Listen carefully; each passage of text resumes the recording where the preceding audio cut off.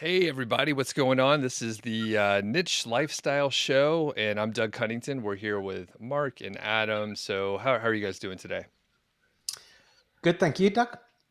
Very good. Very good, thank you. We were just And talking about this weirdness about my mirrored camera. It's very strange. Oh, it feels odd. yeah, it is. Yeah. It's weird to watch yourself and listen back as well, but eventually you just get used to it, and then you could just keep watching over and over, listening, which is kind of odd. So we do have a few people in the chat here. We have Bill, what's going on? Daniel, Birdie as well, and Elena. Good to have everybody on. And you'll notice that we have one of our core people missing. Alex is busy doing something else. I think he has family in town, right, guys? I think He so. does. He's got, I think it's Easter kind of time off, kids off school type thing. Right. Family in town. So, yeah. So he's absent today, but he's sending his good wishes to us, and hopefully he's having a nice time. So today we're talking about productivity and tactics and tips and maybe some tools as well. So we're going to come at it from different angles, and just in the chat for the people that are in there already. It'll be great if you hit the thumbs up. That's always good to hit the thumbs up for us. I think it helps other people find the video. And then the other thing is if you have productivity questions or you're thinking about motivation or anything related to accomplishing work, ask in the chat and we'll circle back and answer those questions. So thanks everybody for hopping on live. And before we get into it, just want to catch up with you guys. Haven't talked to you in, was it just 1 week? But it seems like so long. So Adam, what's been going on in your neck of the woods? It's my birthday, Doug. You missed my birthday. It's my birthday last week. Happy birthday. Cheers, man. Yeah, on Friday. So, yeah, I spent Friday working actually, just because my wife was working, and then we had a weekend of celebrations. We went for some nice food and went for a hotel spa and break, which was nice as well. Nice child-free night. And yeah, I took most of Monday off then and joined the team back on Monday afternoon. So it was nice, some nice downtime. Nice. Any particular meal that was like super good, or you were like, waiting to get that specific Good dish or question. something? Yeah, well, it was. We've been on the waiting list for this restaurant for 3 months, so it's a 3 month waiting list, and not because it's very expensive. It's not even a very expensive restaurant. It's just really good food and a long waiting list. And it's steak, basically a steakhouse. And every time I go to try somewhere new for steak, I always mess up. I always pick something I don't recognize on the menu, and it usually ends up being horrible. And I've got instant food regret. I want what my wife's had. This time, oh my god, I couldn't have picked anything better. I can't even pronounce it. Steak de boeuf, obviously some kind of French dish. It's like ribeye off the bone. Oh, it was amazing. Best steak I've ever had. Very Still cool. dreaming about it. And is this, I'm really into steak and food and stuff like that. So, okay, so ribeye, was it like a place where they dry age it and such? Yeah, so you could literally see at the back, they got the dry aging room with the glass you can go and see. And then up on the wall, they've got a chalkboard of all the daily cuts and the sizes. And you can pick, like, I want 700 grams of that or whatever. Okay. So, yeah, it's a proper steak place. Very good. And then, go ahead. I'd say steaks in the UK are about a quarter of the size of steaks in the US, though. Oh, right. Yeah, this was a big one, and it was 700 grams. I don't know if that means anything to you. Like, I mean, we usually deal in ounces, like 6 ounce, 10 Right. ounce. But Yeah, I'd have to think about it. I guess that's, someone will do the conversion. Someone do, 700 700 grams. grams. Google it. Ounces. Yeah. And I got really into steaks, and I'm usually disappointed if I go out and have a steak somewhere, because unless you go to the very nicest place, like it's not going to be that great, because Yeah. I mean, it's hard to serve food perfectly. And Yeah. then the thing is, if you go to somewhere really nice, I'm like, that steak is like a $20 steak, but they're charging like $120 for it. And I'm like, I could do a better job than like whatever I'm getting, which is a bad way to look at it, but it makes it tough. That said, I can go to like Taco Bell or Pizza Hut, be happy with it. I'm like, this is a pretty good meal, it's not too bad. But okay, cool. Well, happy birthday. And Mark, what about you? What's been going on? Well, it's my birthday tomorrow. So, Happy birthday. we're a week apart. Thanks. So, got to get and run on birthdays. Yeah, so my birthday tomorrow. But yeah, I bought my first NFT in the last week. But how do you feel about NFTs, Doug? I'm fine with it. I have nothing against him. Okay, I thought you might have something. Yeah, so yeah, bought my first NFT. I don't know what it is yet because it's like a limited edition thing, and then you get kind of revealed like what it is. Oh, I know what it, like briefly what it. I'm a Liverpool soccer fan, Liverpool Football Club, and so they run some NFTs. Like half the money went to charity type thing, and they have like these one of one NFTs that you buy like each of the team members basically, and they went between $10,000 and $90,000. And then they got these like limited edition ones where they're like $75 each. So I picked up a couple of those, and then hopefully, I think this is what I'm expecting, that you'll get a different card, and some of them will be rarer than others. So like, I'll get a 1 in 10 or a 1 in 250. So it's in my, yeah, I should get it today or tomorrow. So I should find out like if I've got kind of a rare one or a not rare one type thing. Something's like a bit like picking sticker books and stuff in the old days, you know. Gotcha. That's pretty cool. And had you been looking at NFTs for a while, like just kind of interested and just didn't know what to check out, and then that had a cross overlap with your interest in football? Yeah, I'm just interested in crypto and blockchain and NFTs a little bit anyway. So but I haven't been deep in. I wouldn't say I've gone deep in NFTs, but I've been reading a little bit about it. But yeah, it came up because I'm a Liverpool football fan. Like I'm on their mailing list and stuff, and it came up. So that's how I really spotted it. And I thought, well, if it's time to dip my toes in, it's now. So give it a go. That's cool. Yeah. I started to get more interested in crypto here recently, not on the NFT side at all, but just the crypto side. So it took me a while to arrive at it. I mean, I was always interested, but I was like, okay, I have a strategy that makes sense for me because I'm not a speculative kind of person. And I have no interest in like yield harvesting. One of my friends is doing that and he loves it. But I was like, this sounds so complicated and not fun to me. But he's really into it. So Yeah. all right. And we did get an update from the chat.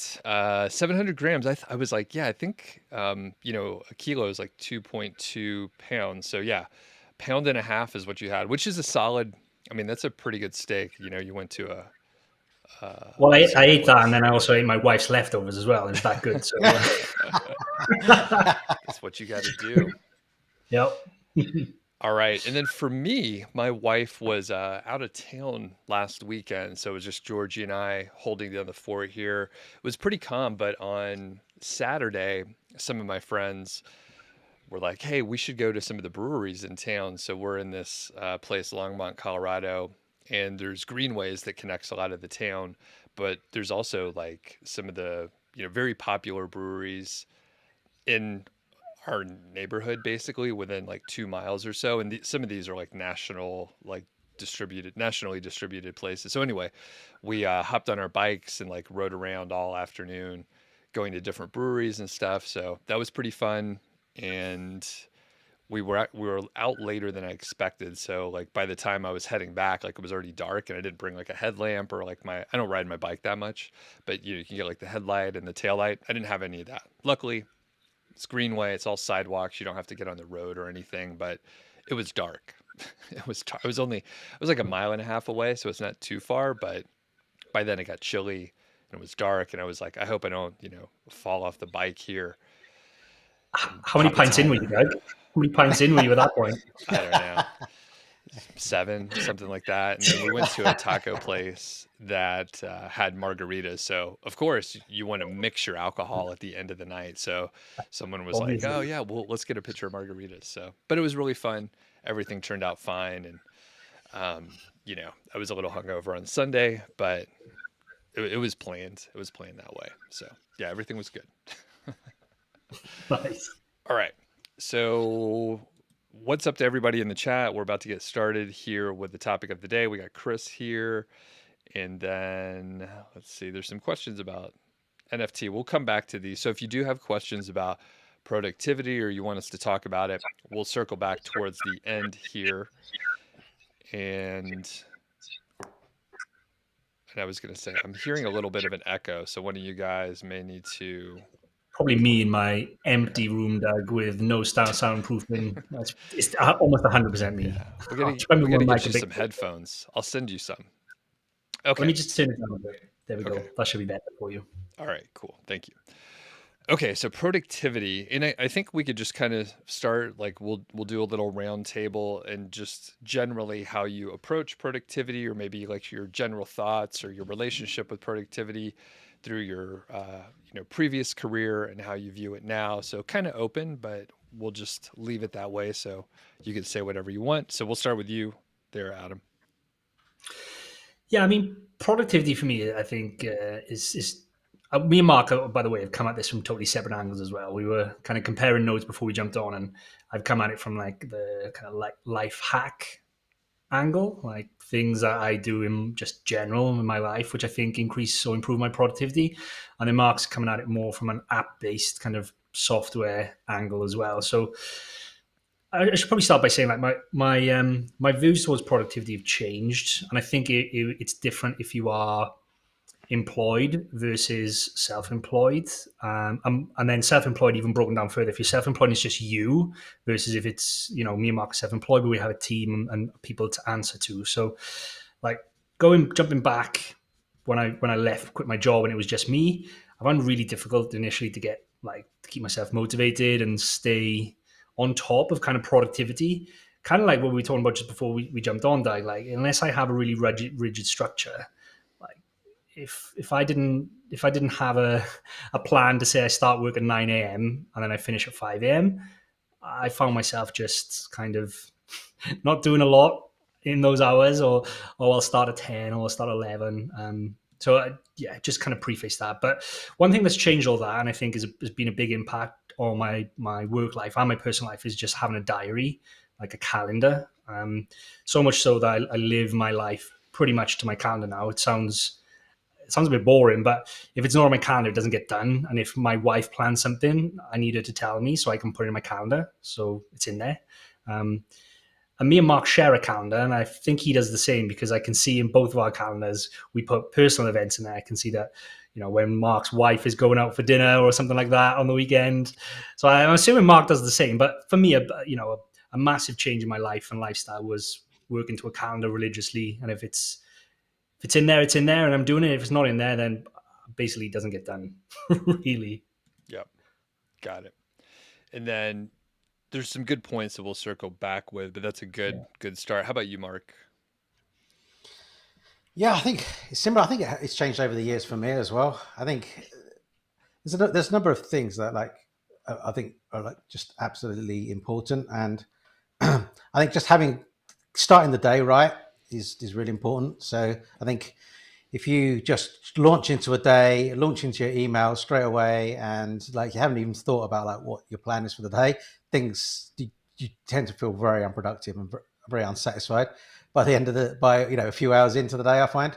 So I like to always get my to-do list started at the start of the day. So I'll tell you I always say this to Adam, and I never get around to it, but like the most productive time I had in my life was when I was using a to-do list solidly. And I used to use, was it called Tasks or whatever in, I think it was in Outlook, right? In Outlook, it used to have like this task-based thing, so you could flag like events that are happening, and your emails as well, right? Mm-hmm. And you could change different color flags depending on what they were. So it'd be like a green flag for this or a red flag for that. And when I lived my life like in that to-do list, it was so easy because I'd start the day, I'd open it up, and I know exactly like what my priorities were and what I was doing.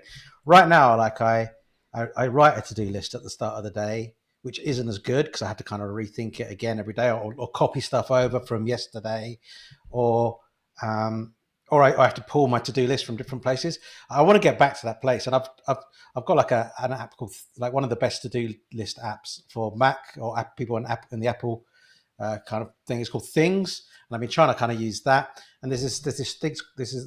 And I also employed. I don't know if you've heard of something called Getting Things Done, which is I can't remember the guy's name now, but it's David Allen.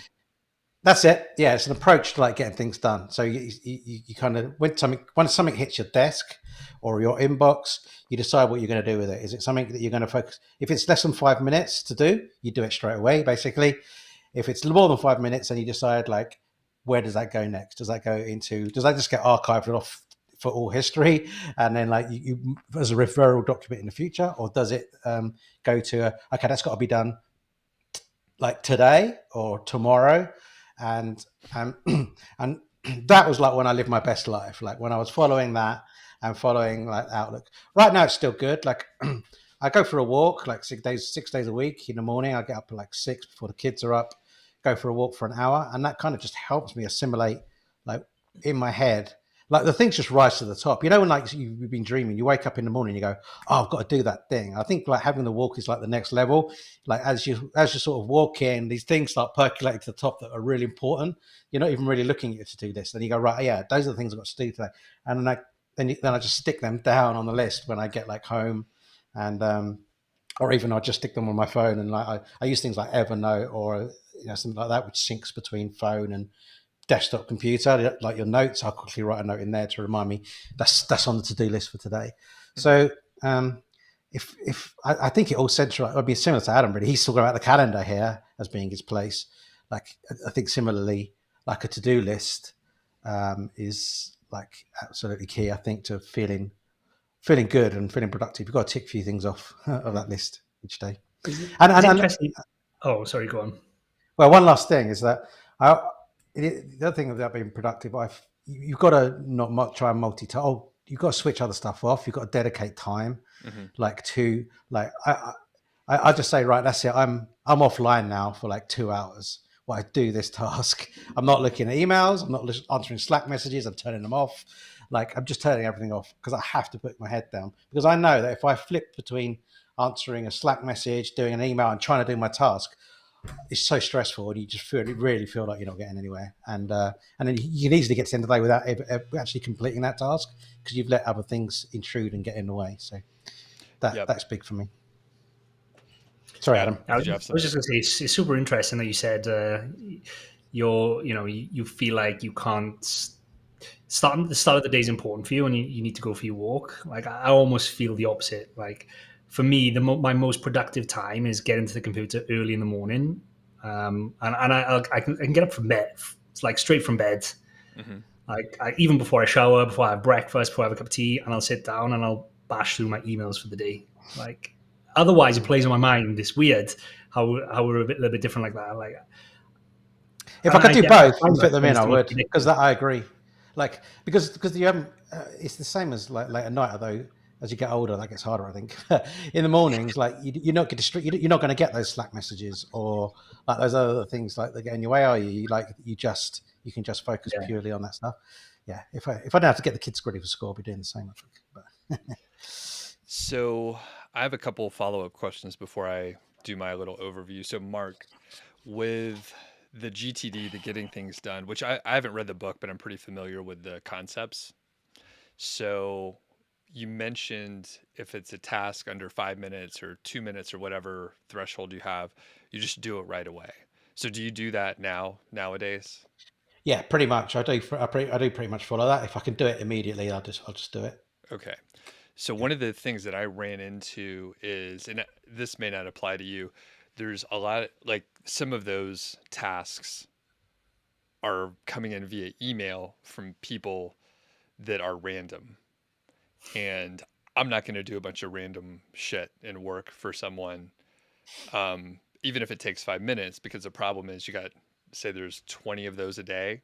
Now you got a huge chunk of time that you just wasted on a bunch of random people. No offense to random people out there. I get emails from people pitching stuff all the time. So if I actually replied back, even if it just took a couple minutes, like I just have to, it takes up brain space. So do you run into that? And I've heard people say that the GTD method and that sort of concept could have worked better, like if you're in a corporate environment where every request is coming in from some valid person. But if you have to distinguish if this is a valid request or not, how do you deal with that? Well, one of those things in getting things done is it goes to the bin. So those things just go to the bin. Like Okay. Yeah, they take milliseconds. So pretty much what you do, probably. Bin them. Got it. So if it, Also, That's one of the places they can go. got it. the other thing is, I think, which is, I know normally people talk about this. I really struggle with this. I read a book it was last year now, called How to Say No. Like I'm a natural people pleaser, or even those like kind of pitches, those random people, I still want to say yes and do things for. I think figuring out how to say no because you're prioritizing yourself or your business is sometimes the right thing to do. And I really struggled with that. I still do sometimes, but figuring out how to say no to people is a big part of, I think, being able to put those in the bin and then not worry about them and not think, oh, did I do the right thing? Are they going to be upset with me that I didn't reply or I said no or whatever, you know? Right. Yeah. And I think, yeah, if you don't have the mindset, like both of you just mentioned, then all of a sudden, like your day is gone because you're dealing with a bunch of random stuff. And this, my old corporate job, it was a matrix environment where sometimes you were working with people that you didn't report to, that they didn't report to you, like you had no authority over them. So this matrix environment, and I know the corporate people understand what I'm talking about here. So in that case, it's hard to tell, like, should you be doing that work or not? Or is someone trying to get you to do their work? Or is it a competing vendor, contractor working for a company that you're trying to like sort of figure out the position and the pecking order? And anyway, so it can get complicated, and I think you run into issues sometimes. Okay, the second follow-up is with a to-do list. So how do you prioritize your to-do list? And both of you could answer if you use to-do lists. So Mark, since you brought it up before, yeah, how do you prioritize it? Because one thing that can happen if you do a brain dump, you have this list of stuff, and then maybe there's a couple from yesterday and some new things came up. So how do you prioritize yours? Yeah, so I mean, this is where like a tool like comes in really useful, because if you had it prioritized for yesterday, it still hits the top of the list for tomorrow. But the idea is, I think even by the end of the day, you should then be shifting stuff to like realistic time frames. So, but how do I prioritize? It is. I do like in the back of my head. I guess I am using that getting things done kind of thing, even when I'm using pen and paper. So like, what's urgent? Like, what's urgent and needs to be done today? Like, is on today's list. So that's the stuff on today. And then I almost have like a secondary list, which is like, these are the things that are next up, unless something else urgent kind of gets in the way. But these are like the next things, and and possibly they become urgent as well because they need to be done by the end of the week. And you get towards the end of the week and they pop to the top of the list. So I guess I do segment my to-do list. It's not like one big list. Sometimes it ends up, especially if you're using pen and paper, you kind of does end up one big list, but then I end up putting numbers next to them, like 1, 2, 3, 4, as like the things that are to try and like order them of like, what needs to come first. But that's kind of what I do. What about you, Adam? Do you use a to-do list, and then how do you prioritize? Same deal? I do, and I don't use any apps. I'm proper old school with my to-do list. It's pen and paper. But I think unlike Mark, I think Mark said he rewrites his in the morning. I write my to-do list for tomorrow at the end of the day today. So I finish the day and I know clearly what's on my to-do list for tomorrow. So I can kind of process that in the night or whatever. The one thing which the kind of way I try and prioritize is definitely by what I think is most urgent. But the other way I try and do it is try and match up to the to the diary for the next day. Like, where have I got slots and how long do I think certain pieces will do? How long do I think certain items will take to do? And there is an app for that, which I've been meaning to try. I think is it called Motion or Notion or something like that? I've seen adverts for it where you put in your to-do list and then it adds it to your calendar and then it moves it around. I can't remember what it's called now, but it's Notion or Motion. I've heard of one called Notion, but I'm out of the loop for any sort of technology. Yeah. It tries to basically, you give your to-do list like a time scale, like this task will take 20 minutes, this task will take 10, and it tries to fit it in around your current diary and then move it about. So if you don't get the one done, it'll prioritize, like change the order around a little bit. Got it. So I'd be meaning to give that a try. The other thing that I do is, we just talked about that really productive time in the morning where like there's no Slack, there's no email. I feel like I'm at my most productive. I'll usually try and knock out the one thing on my to-do list that I'm not looking forward to doing. Like the worst thing on my to-do list, I'll try and get done in that time. Because if I can get that done, the rest of the day is easy then, or easier. And that seems to work quite well for me as well. Cool. Okay. So my sort of overview is number one, my views on productivity have shifted a ton over the last few years, and I can go back all the way to college. And I mean, I was pretty good at focusing and just sitting down and being motivated. And if I needed to knock out a huge project, I was really good at starting like at the beginning of the quarter or semester and just like whittle away at it on a long-term basis, which I think like translates really well to the kind of work that we do, especially like when you're building a site and you're like, okay, I need to do these little pieces. I'm not sure how it'll look at the end, but you just have to grind it out and each week make a little progress. So I was really good at that and focusing for like long periods of time.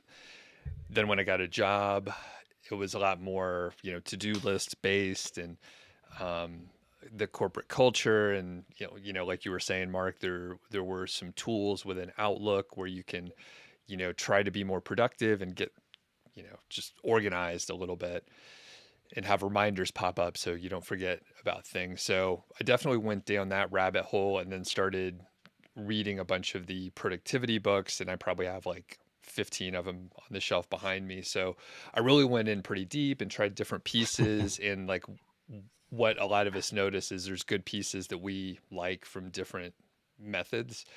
So just take the ones that work for you and then leave the ones that don't. And usually you could come up with a thing that works for you. I've tried a couple apps, but not in a serious way. I think I would just try them because I heard about them and then I didn't really adopt them. So I don't use any apps for productivity generally. I do have a Trello board, which is like in the monitor up there, that I do content management. So it's pretty simple. I really like Trello as far as tools, but otherwise, like I use like pen and paper. I have like notebooks and stuff, but I use like loose paper, and sometimes I shift from like one notebook to another or whatever.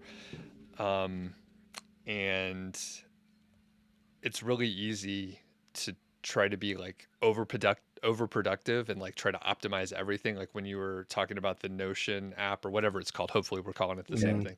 Somebody fact check us in the chat.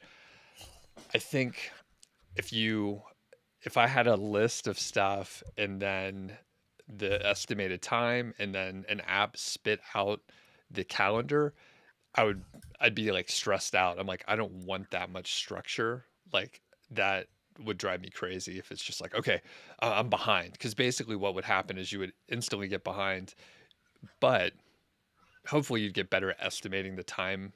And I bet you could add buffers in there or something like that. But the idea of that technology, I'm like, oh, that's not good for me. That wouldn't work. So nowadays I like to have maybe like 2 or 3 things that I'm working on that day. And then it's not a huge to-do list. It's just a couple things. If I can get those done, it was a successful day. That said, I do end up with sometimes a list of things with the various pieces of business. So maybe I have to do, a couple podcast intros for one show. Maybe I need to schedule an interview for another show. So little pieces, and occasionally I will end up with a list of like 10 things. Usually they're pretty quick and I could just like knock them out in, couple hours or something like that.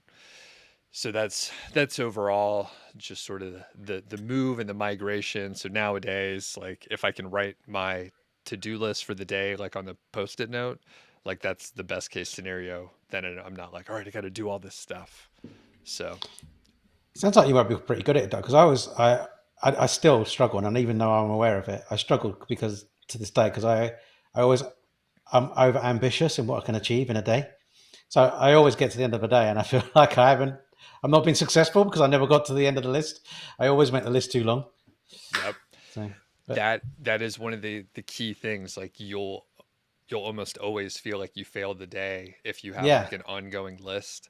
Mm. So one of the methods that I sort of got interested in last couple years is the bullet journaling idea. Again, I took a couple ideas that I liked from it, but I think one of them is, things you're going to do today, and then sort of like an ongoing list for the week or the month or whatever, where it's not so urgent. You should get around to it, but you can kind of pick and choose, like if you have some extra time, maybe a meeting gets canceled or you're really interested in doing the bookkeeping for that week or month or whatever, you can like hop in. You're like, all right, I want to work with some spreadsheets. I don't want to answer emails. I just want to like, do whatever it is for the bookkeeping. So do you ever try that where you just have like the sort of loose list on the Yeah, side?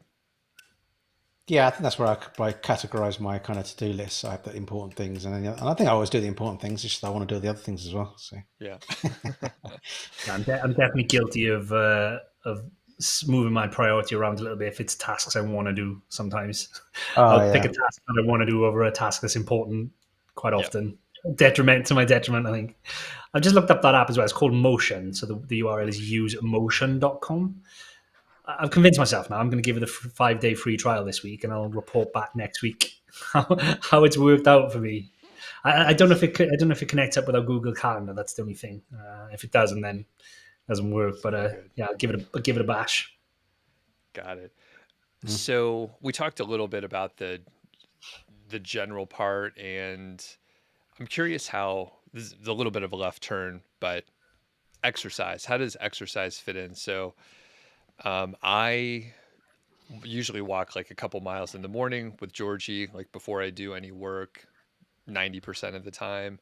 Sometimes I'll even like do a workout in the morning if it happens to fit in the schedule. I don't have a specific, I like routines, but it shifts like probably every few weeks. And then I'm like, okay, like I'm waking up a little earlier, may as well work out. Maybe it's the seasons and how they change or whatever. So anyway, how does exercise fit in? And Adam, why don't you kick it off? Yeah, interesting. This has changed quite recently for me. So for the last 2 years, I think I like my exercise really has been almost non-existent. So much so that I'm embarrassed to look at the steps that I've done every day. It's literally like 3,500 steps, and that's because I've gone down and back up the stairs to make cups of tea throughout the day. And I got and I've put on weight. I've lost kind of shape a little bit over the last couple of years because of that. But I never really felt it had too much impact on my kind of like mental health until recently. It kind of coincided a little bit with the weather changing here in the UK. When it started to get lighter in the evenings, I just felt like I wanted to be more active. It's taken a really big change in the last couple of weeks. So much so, in the last couple of weeks, I've bought a set of dumbbells. I've bought a weight bench. I'm picking up a spin bike on Friday. Like I've All right. gone from one extreme to the other extreme in the space of a couple of weeks now. It probably helps that I've got a holiday coming up in May that I don't want to look really fat for on Facebook. But Yeah. I think that's only part of it. It feels a bit like a lifestyle shift, a little bit, which I'm hoping will carry on even after the holiday. Okay.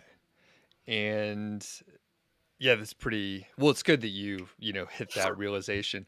Now, I'm curious, and if you could remember this, and we'll check in like a couple weeks or whatever, if your productivity actually changed, if you could work longer or whatever. And before we go to Mark, we'll ask about sleep. So, has your sleep suffered like with a lack of exercise? And that's another thing I'd be curious about as well. Not really. So I've always been a really good sleeper. So my sleep pattern hasn't changed too much, but I definitely find that I've got more energy throughout the day now. And interestingly, I don't set schedules for when I do like a workout.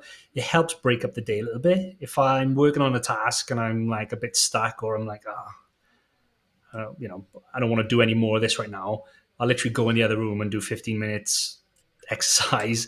I'll come back and I'll feel good. Like walk past the toilet. I'll do a quick look in the mirror and be like, yeah, 15 minutes done, looking a little bit better. And then I just feel better. I feel like I can carry on then. And I get back to the task, rejuvenated a little bit. So it's not even as if I've got like an hour in the morning and that's it. I'm literally doing like 10, 15 minute spurts throughout the day. And that helps because I never used to take breaks either. Like I would sit down at my desk at 7:30 and I probably wouldn't move to like 5, 6 o'clock in the night sometimes. And I'd sit there all day, apart from going up and down the stairs for a cup of tea. So the fact that I'm just taking more breaks now probably helps. And that's probably why I feel less tired as well. Nice. Okay. Yeah. Mark, what about you? Exercise. yeah. So So I used to do a lot of exercise before I had kids. So for like the last 8 years, I used to play five-side football, golf, squash. Um, yeah, like I used to do a lot of sports, I guess. But that's kind of went out the window as soon as I had the first child. So heading towards dad bod, like Adam there, you know. So, but that's just, I think part of that's life. That's just the way it is. Especially when the kids are like really young, it's really hard to like have the motivation because you're tired because the baby's waking up all the time to like be able to get out there and do that. But um, like yeah, I try and at least do my walk like every day, but I do want to kind of get more into it. And I was talking to Adam about this earlier about like getting a personal trainer and stuff. Planning on moving a house soon, so I'm hoping to like move house. It's going to be kind of like a bit of a lifestyle change because the house is a bit different. It's a bit more in the country, so I'll be able to just like walk out the door, and I'm into like the woodland and stuff, so it'll be a bit different in that way. So I'm hoping that'll be kind of a bit of a lifestyle change. So I do want to do some more like stuff. I think in terms of sleep, like that's really challenging as well when you've got kids because our youngest child is getting on for 3 now, so she's nearly sleeping through most nights. But like, it's amazing how much mess like 3 kids can make like of a house like in a day. So like, what happens is like we finish work, I finish work, I kind of look after the kids and start tidying up some of the living room and stuff. Like, whilst my wife is like making dinner, and then we pull the kids down to bed, and then we kind of finally like get together. Like once we've tidied up the house, the kitchen, the dinner stuff, about 9 o'clock, 9:30 at night is like the time where we feel like we're kind of done. And then we like, then I try to do a bit more work of stuff that I didn't get done on my to-do list in the day. But then we like eventually get to like chat a little bit, maybe. And by the time we like, then we spend a couple of hours chatting, and it's like midnight before we go to bed, and I'm up at 6 o'clock in the morning. So sleep has kind of like suffered as well. And that's just through having kids again. I think that will kind of improve as the kids are like getting a little bit older now, and it'll change a little bit. But I think I'm just at that point in my life, and my life choices to have 3 children, all of a young age, means I do a lot less exercise. But Yeah. yeah, I'm not happy about moving towards the dad bod. I'm not embracing it really. So I'm looking to fix that again. I think some of it comes down to, I actually kind of like, there's exercise, but then there's kind of eating as well. And I just eat too much when I'm not feeling good, and I'm not feeling good about stuff. Like I just, and then you got to do even more exercise or whatever to like to avoid that. So when things are going well and the sun's out and I'm managing to get out, then weirdly, like the more exercise I do, probably the less I'll eat because I feel happier and more mentally better as well. And as someone with no kids, I exercise all the time. Yeah. And I was going to say, when you mentioned steps, Adam, for the last couple years, I think like per day averaged between 13 and 14,000 steps per day. So, I mean, I get the couple miles walk in the morning, and then usually probably 5 to 6 days a week, I'll go to the gym for maybe like an hour to 2.5 hours, depending on like how I feel and like what else I have going on.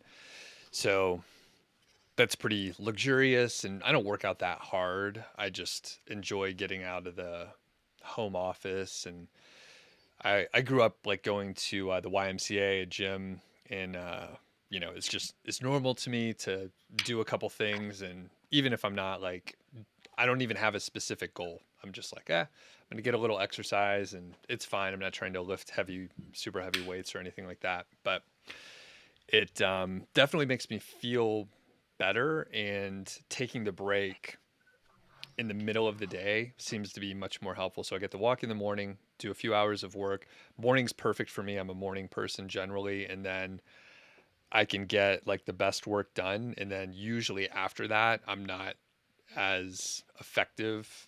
I can do sort of like trivial stuff like replying to emails or do admin work. So that's usually great for the afternoon. But I have found if I don't take the break anywhere from like, say, 10 to 2 or 3 in the afternoon, if I don't take a break in there, I can't work as many hours in the day. Like it wears me out. So I may be able to sit there and work from, say, 8 a.m. to 2 p.m., but then I'm toast. Like I can't do anything else. But if I get the break, then maybe I can work for longer hours if I need to. Yeah.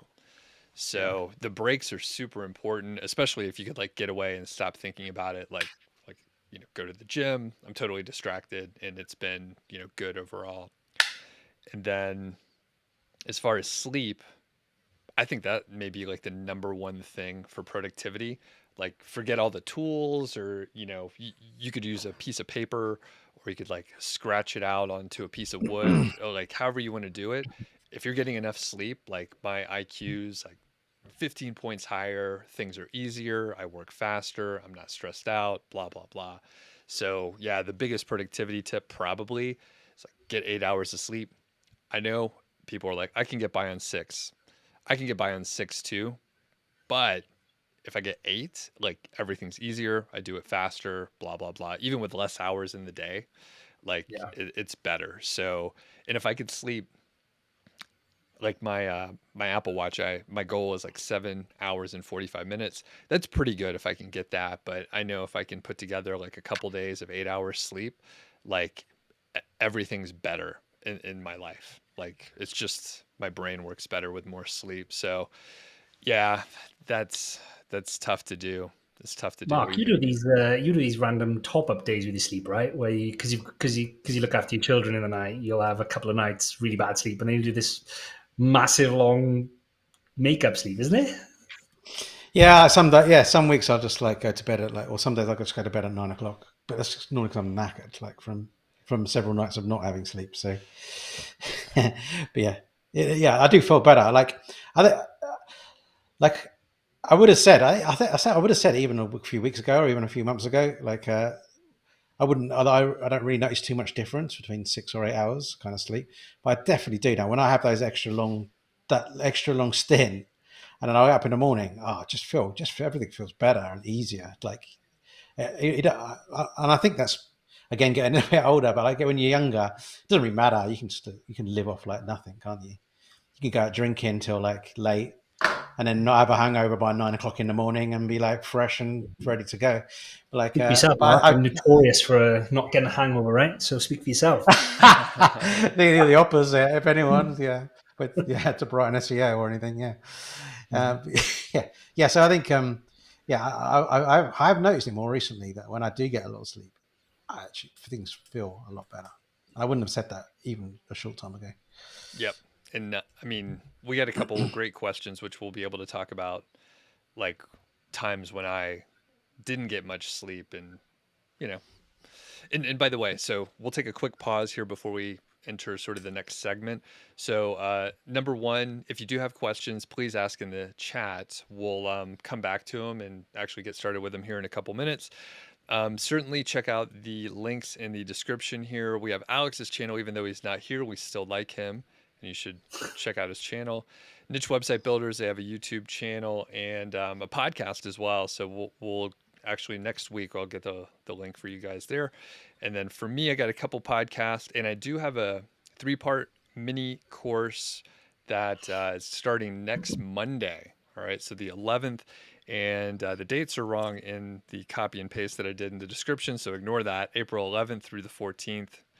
And basically, it'll help you get motivated and focused to start your first site or grow your existing site. So basically, you sign up for my email list, but you'll get those emails starting next Monday. So, okay. As we sort of shift into answering some questions just before that, now that you guys are self-employed and now you have a team to work with, how do you guide your team to be productive? Any tips for team or organization productivity? Do you want to go for this one, Mark? Well, I know something we should do that we've talked about doing for a long time is having a password manager. Like you can get like corporate level password managers, so that if a password changes, everybody, well, nobody knows that actually knows the password, but everyone gets that password change. So that's something that we should do. In terms of,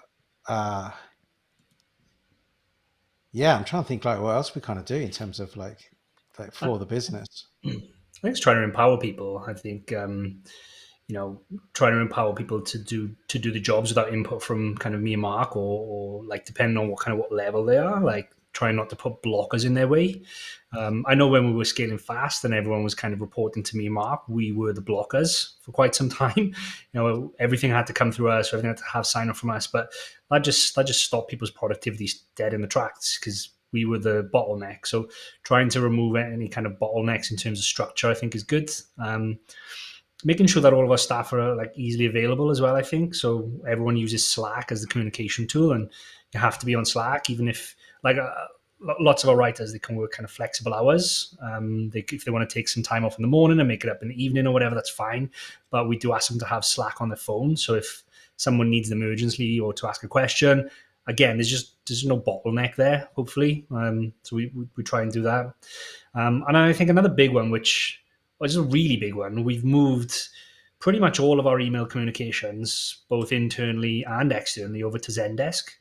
Before, like if I wanted to know what someone on the content team was doing, I'd have to log into the content inbox. I'll have a little look through the email chain, and then I'd reply from my inbox saying, I saw you spoke to the content team. Now everything's in Zendesk. Like everyone can see, everyone has visibility over the whole chain of conversation. So I think like doing that has been a massive increase in productivity as well. Got it. I think the other thing is we've got over 100 SOPs as well. So standard operating procedures that we follow. We try to document every single procedure. So the way that we do that, we use a productivity tool called Loom, which records the desktop and that. So pretty much we record it while showing somebody how to do it. And we have Nirvana on our team who writes that up and then inserts the video into that SOP as well. So if anybody's off and is sick and someone else needs to pick that up, they can just pick it up. So it's individual productivity, I guess, that they can follow that and get to grips with it quicker, but then it's productivity across the organization in that someone doesn't have to go scrabbling around working out how to do something. They can just follow the SOP. So that's a big thing probably as well. And then have you run into a situation where someone is just bad at productivity and you needed to coach them? I think so. Yeah. Like I think we definitely have, we particularly within our content team, we have like a lot of one-to-one coaching with our content manager. So he'll do a lot of one-to-one coaching. So we're always trying to optimize and improve our processes because the faster we can get things done and with the shortest number of points where it could break, then or where there can be bottlenecks, and then we try to iron that out. But we definitely have we've definitely had lots of different people who have different skills and are able to do different things. But yeah, definitely I think there's certainly people we've talked to in terms of productivity and help them with that for sure. Got it. All right. And I'll just share on that note of like coaching people. When I had my corporate job, there was someone on my team who he was doing a really shitty job. So he was essentially overwhelmed. So my old job, we were managing projects. These were big software implementations, and each project manager had to manage, say, anywhere from 2 to maybe like 6 or 7 different projects, usually different teams, usually different time frames. So essentially you're working on like 6 things all at once. And he worked for me, and basically he was overwhelmed with all the pieces. If he just had one of the projects, I think he would have done okay, but he couldn't like manage to do anything. So he would get the emails coming in, he would have all these things he needed to turn in, and I think he would just kind of freeze up and not do anything. So he would have like a big list of stuff and think, oh, that's going to take me 6 hours. That's going to take me 5. And he would just like gather up all the things that he wasn't working on. So, by the way, my coaching method didn't help. He eventually quit. He kind of sucked. I don't know what the fuck he was doing, to be honest with you. He worked, success story then. Yeah. He worked remotely. In the counter is I had teams between like 6 and 16 people, and generally everyone did great, and my teams were really good. This guy sucked. He moved from team to team, and like he failed in each of the teams, so he eventually quit.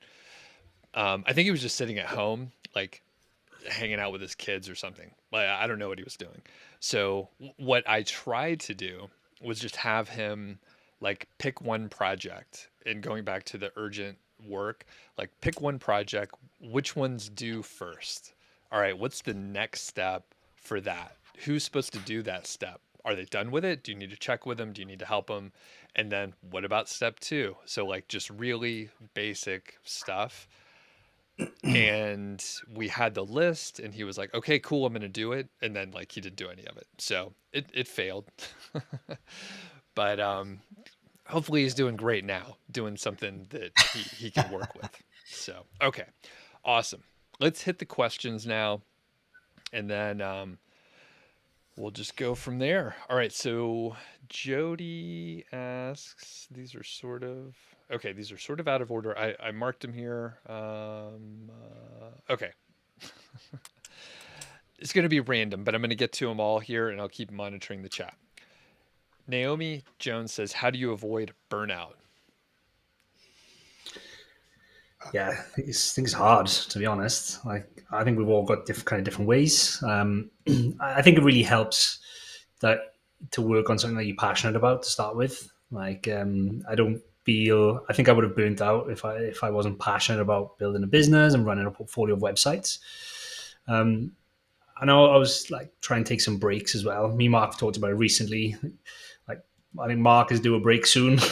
I've come back for holiday recently, and I've got some time booked off in May as well. I think just breaks and knowing yourself, like knowing when you're hitting that limit where you are tired, your productivity is low, you're feeling like something's not right. Like, I'm just not motivated. I'm struggling to get my task list done.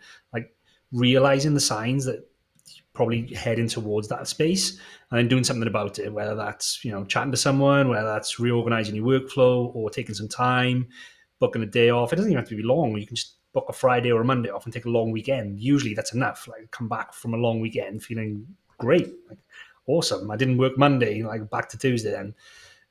That's how I kind of avoid that. I don't know how you guys do it. Mark, what do you got? I think everyone's different a little bit.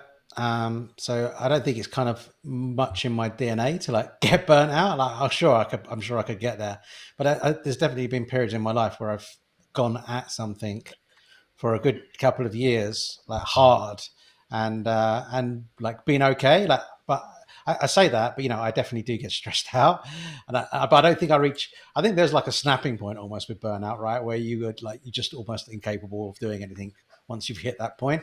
I don't think I've ever got there. I definitely get to the point where I mentally struggle and I try to fix it, but I don't think I've ever got to burnout. Now, I'm sure I could get there, and I'm sure again, talking about age, like as I get older, I'm pretty sure you're not as youthful as you were, and you could probably get to burnout quicker. But it's not happened for me. But I think it is like Adam says. Like, I do feel like you've got to just completely turn off. Like, I think I'm guilty with whenever I used to go on holiday, I used to take a laptop and then like work on stuff like when I wasn't like doing something. So I'd get back to like the hotel or whatever, and I'd pop open the laptop and carry on.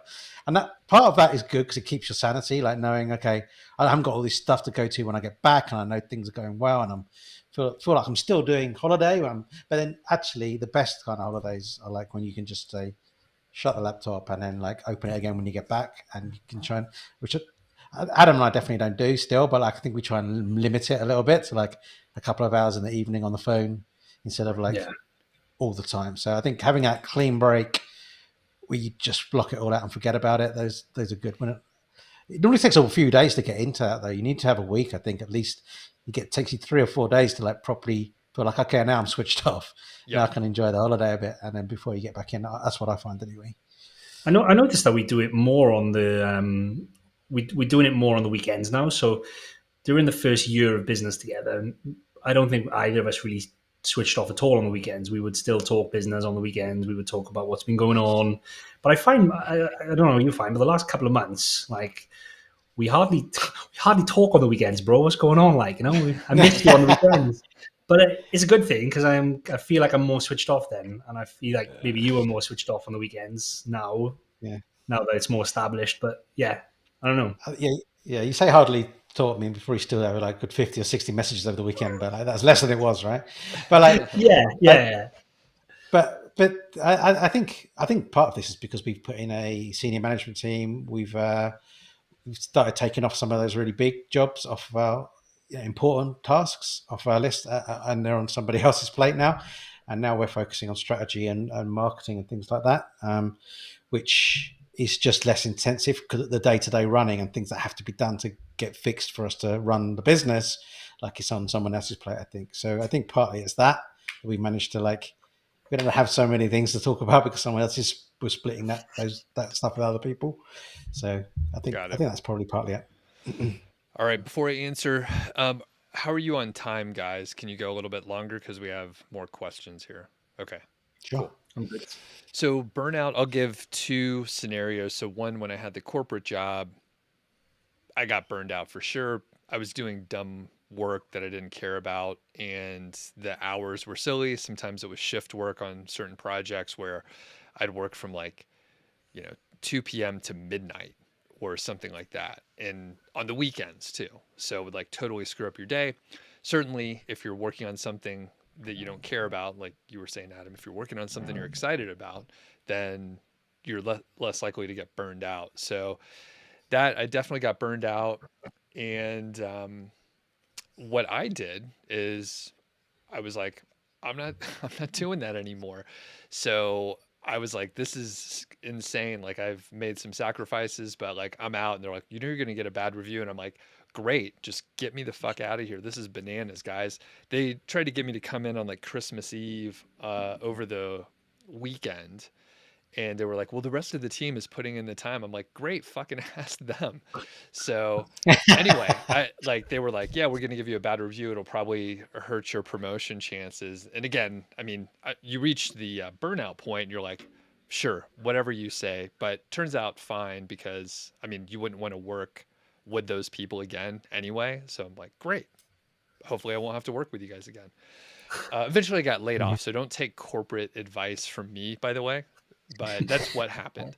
And then second scenario is when I started working for myself, I was trying a few different things, and some of the work was more fun, and I could work on that for much longer. Some of it wasn't as enjoyable. A lot of client work I didn't enjoy. So what you guys are doing with an agency, not my, I couldn't do it. I couldn't do it at all. So I cut out stuff that wasn't working for me, and I've continued to do that. So right now I think it's unlikely that I'd get burned out again because I'm only working on stuff that I want to work on, and I've gotten rid of the other things essentially. So, okay. So let's move on. Marcus says, I use Start Infinity. It's an alternative for Trello for task management, Nimbus for notes, and an alternative for Evernote. Okay, cool. Good notes there. And Bill asks about naps, siestas. All right. So I do like naps, and I will probably take a nap today because I had to wake up a little early for this and do some things. So usually I don't want to take a nap after about 3 p.m. and usually not more than an hour. Sometimes it'll be 20 minutes to an hour or so. So that's kind of the sweet spot. And I need to take more of them. But technically, if I'm getting enough sleep, I won't be tired the next day and I won't feel like I need a nap. But I love naps. What about you guys? Do you nap? Oh no, no, I don't. I don't nap, unless I've got a migraine, and then I will nap. Usually, I won't even set an alarm. Then I'll just wake up. But very few and far between times will I take a nap in the day. Yeah, it sounds nice. It sounds lovely. I just I don't know. I don't have to switch off middle of the day to be able to do that. No. You guys are too high strung. I can't remember the book. I want to say it was Morning Routines by Mason something or other. Someone could tell us in the chat here, but or his Daily Routines or something like that. But there's a lot of very creative people. Not that I'm putting myself in that class, but there's a lot of creative people.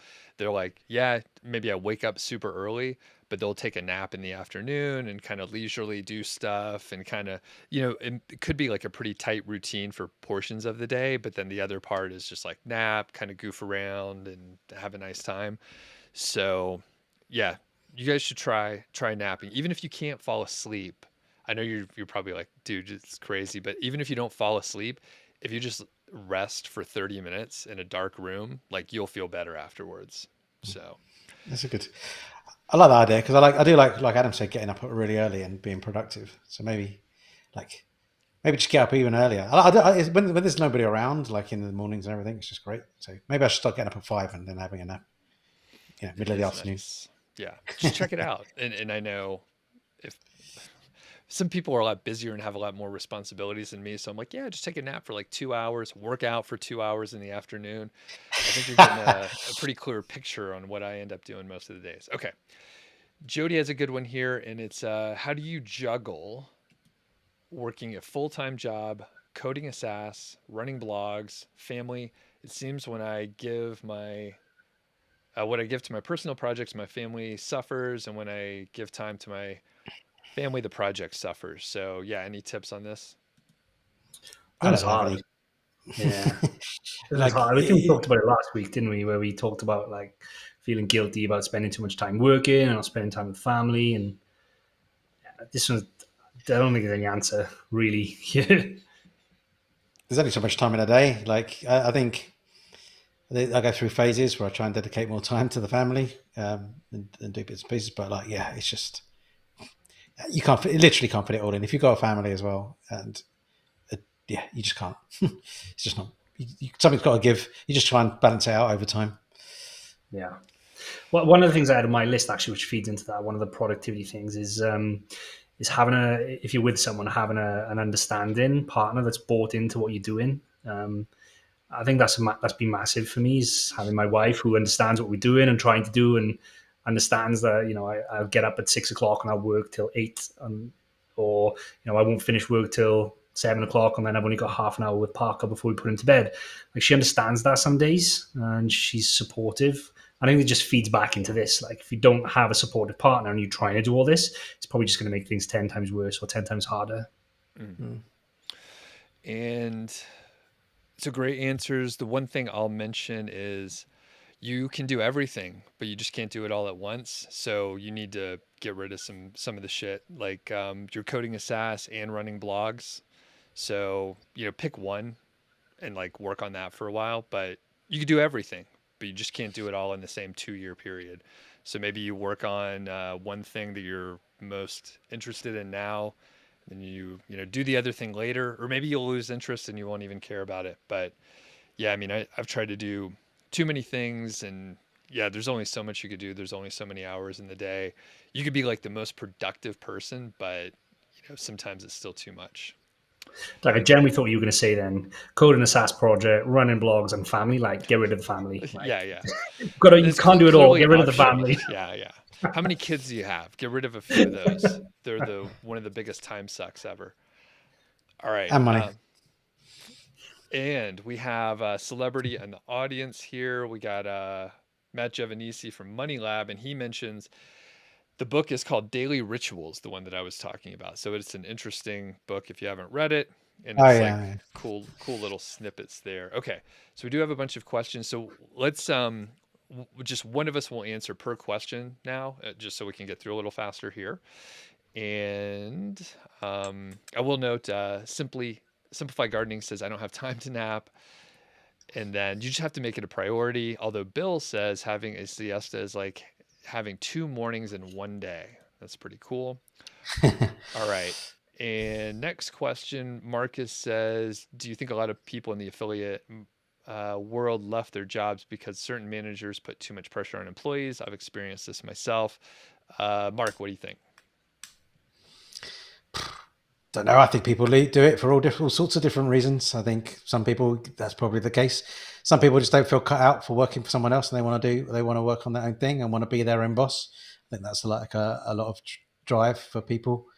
Drive for me as well is that I want to be able to be control of my own destiny, really. So there's only so much you could do as like an employee, maybe, and maybe it's not for everybody. Some people prefer the 9 to 5, and like we're talking about doing too much work in the evenings and the weekends. Maybe some people just want to clock off at 5 and not work at the weekends, and that's fine too. So I think people leave for different reasons and start their own sites for different reasons. Yep, definitely. All right, cool. And Nitesh asks, this is for you, Adam, any specific niche that you suggest for starting affiliate marketing? Oh, well, I mean, we could probably do a whole episode just on that one. Not really. I tend to stay away from anything to do YMYL, so your money, your life, anything to do with finance and health, just because Google kind of holds those websites to higher standards. But aside from that, you're best off picking a broad topic and narrowing down to start with. So if you're going to pick pets, then narrow it down to reptiles, and then from reptiles, narrow it down further and start somewhere. Just start.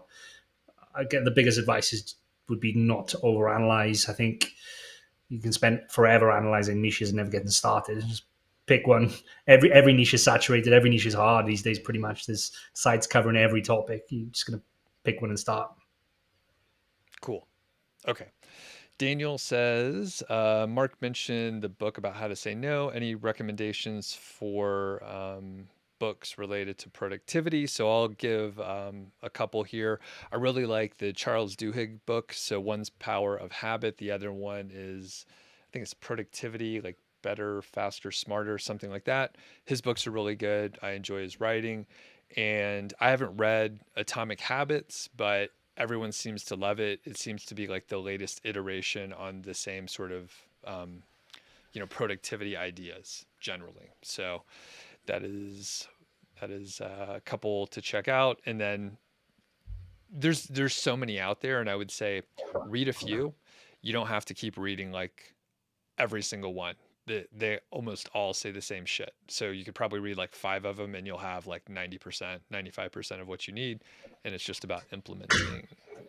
All right. Need Mo Fishing says, oops, I unmarked his. Need Mo Fishing said, uh-oh. Where'd it go? Got it. Okay. What's the easiest way to track post impressions? Is it CTR and the corresponding ratio all in one spreadsheet? I want to identify posts with the weakest titles to increase the CTR. And I think you would just go to the Search Console and look at the impressions. Guys, do you agree? Yeah, Search Console is the only way you're going to get impressions and then clicks, really. But the only other thing to take into consideration there is the clicks in Search Console will never match up to your clicks in Analytics either. So the way I would probably approach that is look on Analytics for your top 20 pages that drive 80% of your traffic, the 80-20 rule, and then look at those 20 pages or 20% of the top 20% pages in Search Console to see what the click-through rate is. There's also, I think it's called SEOtesting.com. It's a tool where they'll track this data for you, and you can do A/B testing, like split testing in there. So you don't have to worry about pulling this data out. You connect it all up and it'll do that for you. Cool. Matt asks, what's the plan for GA4 Google Analytics 4? Are we going to be forced to relearn analytics, or it's time for a more professional paid analytics software? I literally haven't looked. I've been getting the emails for, ever. I haven't looked at it at all. So, Mark, what do we got going on here? Adam and I just chatted about it this week, actually. So we've put it on the back burner because it's not, GA4 is not till middle of next year, right? I think it's a long way away. Like, it's a nightmare because everything has to be set up from scratch right now. And it's not for the faint-hearted, and it's not for someone who's just starting out. But my belief is that come July next year, that Google will have sorted that out, and there will be at least some kind of template or starting point that you can kind of get started if with GA4. So that's my belief. Is like, I'm not personally planning on planning anything right now because there's a whole year for lots of things could change. So anything you plan for right now, Google might fix and sort it like come July. So I'll start worrying about it starting next year, maybe, and start thinking about it then. If it does come to that, though, Matt, I know you've got some experience in tools. Like, make us an easy to use Google Analytics alternative. Maybe that's why he's asking, huh? Yeah, that's probably why he's asking. Nice. All right. And then like Tim mentioned breweries and beer. That is great. Yeah, I love beer.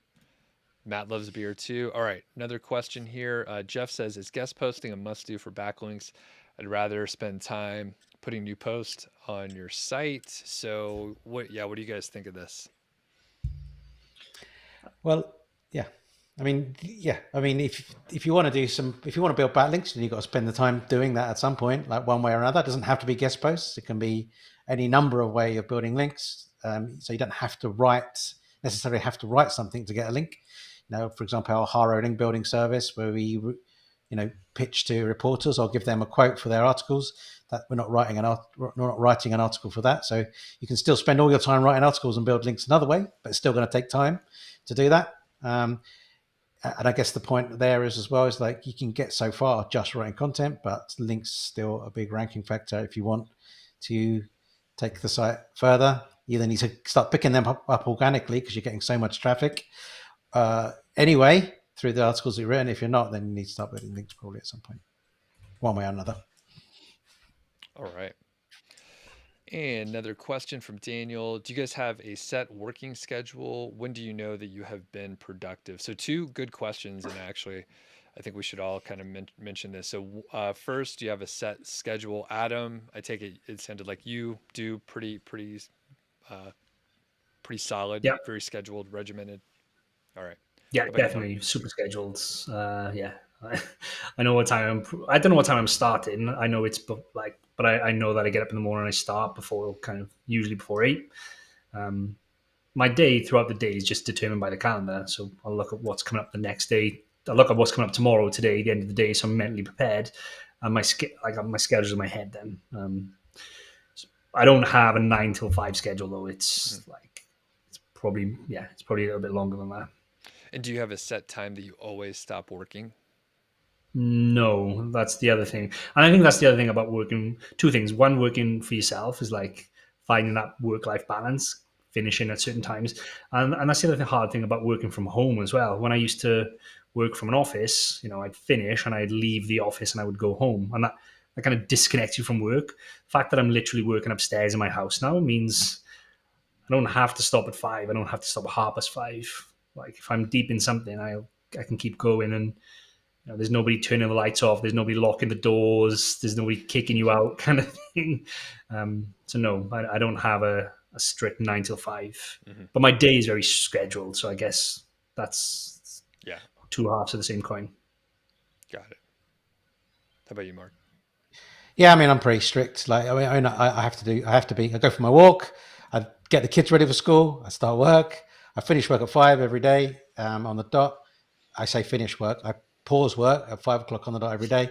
I help my wife, get the kids ready for dinner, get them bathed into bed, and then 8:30, 9 o'clock, I'll open the laptop again probably and do a bit more work in the evening. So it's pretty regular. Every Sunday mornings, I work on my niche sites. Most of it's outsourced, but I do bits and pieces to do the keyword research and things like that still. So every Sunday morning, I spend a few hours doing that as well. Cool. Yeah, mine's fairly regular as well, especially, walk in the morning, walk the dog, and the best work that I do is usually, before noon or so. So I'll try to, do something. I have a couple podcasts, so I end up recording, probably at least a couple times a week, sometimes with a guest, like my co-host Carl, sometimes with a guest, and stuff like that. So there's a couple pieces like that. But I don't have a set time to stop, but usually it's about 3 or so, unless there's like some piece that, I got to finish for the next day. So pretty leisurely schedule. And then the other part of this, and I'll go next, is when do you know that you have been, quote, productive? So I think that's interesting because like I may not look productive, but I'm doing the things that I'm intending on doing. So like met my goal, even if the number of things that I'm doing is much less than Mark, because Mark has this huge list, for example. Like I've been productive, and that's how I sort of judge it. On the other side, and this is a part that I didn't mention yet, is when we get so deep into productivity and we're running our own business, it becomes what you guys are mentioning, where you're like, oh, I can always do a little bit more in the evening. Literally, you could work constantly because there's always like a couple little things you could optimize or do. So I've been really trying to be lazy and like not be as productive as I can be, because it's a fool's errand and it'll just burn you out. So I've been like, okay, I'm going to stop at 3 and see what happens. I'll take Fridays off and see what happens. I'll work half day Mondays and then no Mondays. And it turns out pretty good if you just take more time off. We're working on different stuff, so I know you guys can't do the same kind of thing. But okay. So how do you know when you've been productive, Adam? Well, to my to-do list, obviously. We all talked about having a to-do list. If I've got through everything on my to-do list that I needed to do today, then it's been productive. And if I haven't, it's annoying because I start the day behind tomorrow with the top of my to-do list, the stuff left over from today. Perfect.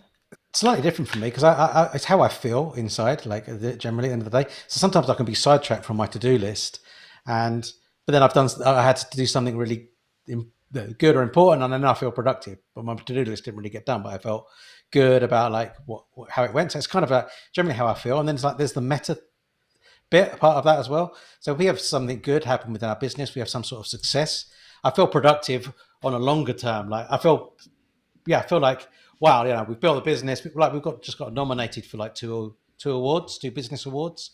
That feels really good. That feels like, oh yeah, like we've been productive over the last 2 years because we've got to this point where we can now be nominated for these awards.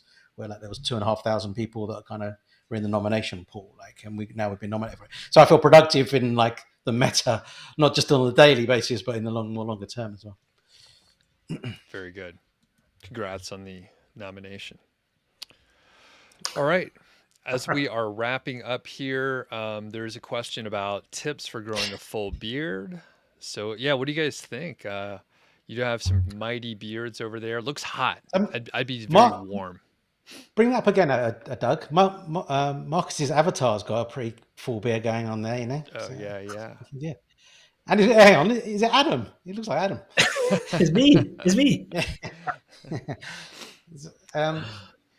For years I didn't think I could grow a beard. Like I was young when I was younger. I think my dad used to call it bum fluff all the time, which didn't help, So, so I didn't grow, and I've always had this bit here, which doesn't really grow down to the bottom. Like, but I got a scar there where I fell over as a kid. So I never know if that was like something to do with it. Adam's got like a whole thing going on here, which I miss out on. So I think that partly like felt like I couldn't grow a beard. So for a long time I didn't, and then recently in the last couple of years I was like, oh, I can. So I do. Any tips? I just let it grow and then get it cut. Yeah, don't let your wife dye it is my tip, because I've had some horrible experiences where my wife has dyed my beard and it's not turned out very well. Yeah, and I don't know. I tried to rub apple cider vinegar on my face to get it to grow a little bit more, but it didn't work. It just smelled funny. That's all. So, but I'm sure let you me know read that from someone's content website, Doug. How to grow a beard, rub apple cider vinegar on it. Yeah, I don't know. Like I tried to get an article written with that title, and I used an AI writer, and it didn't work out. So it's a joke. Okay. Last couple comments. So Need More Efficient said you started your own personal authority site and you let yourself go and gain a bunch of weight, but now you're working out every day before working on the website. Yeah. Exercise, so huge, and it clears the minds. Okay. I think that's it. So guys, what do you have going on this week? Any content you want to talk about? Podcasts, YouTube, you got live streams going on. What do you want to plug here? Mark's usually the man with the list, but yesterday we put out a good live stream for Age Domain Tuesday, where we talked about acquisition pages, so how you should structure them. We managed to find, they really are hard to find in the wild, actually, like an acquisition page from a real site. So we managed to find 2 acquisition pages from real sites, and then we talked about how we structure ours. So if you're interested in 301 redirecting one domain to your main site or something like that, check that out to see how we structure our acquisition pages. And we've got another live stream tomorrow, which is the finale of our 3-part series, Buy versus Build. So I put my case forward for buy-in and flip-in. Mark put his case forward for building. We're going to talk tomorrow about the pros and cons of each, and there's probably right times to buy and right times to build depending on where you are in your journey, etc. So we'll finish that kind of discussion off tomorrow.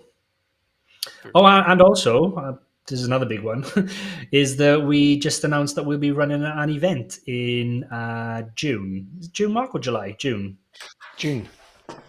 Yes. The website is building.empires.live. So the event is 7th to the 9th of June. It's a three-day event, an online event, so not an in-person event. So anyone in the world can join it. Go there, register. It's free registration. Doug is one of the speakers. We've also got Ricky Kessler from Income School, Greg F. Link from Empire Flippers, got somebody from Flipper, Alex from WP Eagle. A bunch of other people as well. Somebody, Sarah from Mozambique too. So we've got a bunch of people and more to come too. So we're basically covering everything buy, build, and sell as well. Awesome. Very cool. And if people follow your link, sign up for the email list, they'll be able to get the links for that, since I didn't put in the show notes here. And then for me, I recently published an episode from Marty Mcleod. I chatted with him.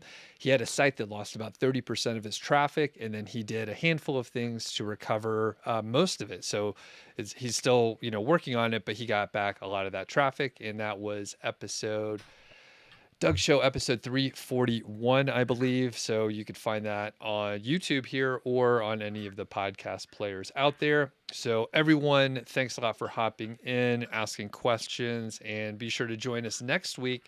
Same time, different place. I don't know where it's going to be. Is it on y'all's channel next week or Alex's? It's ours next week. At yours next week. Okay. So just pay attention, and we'll all cross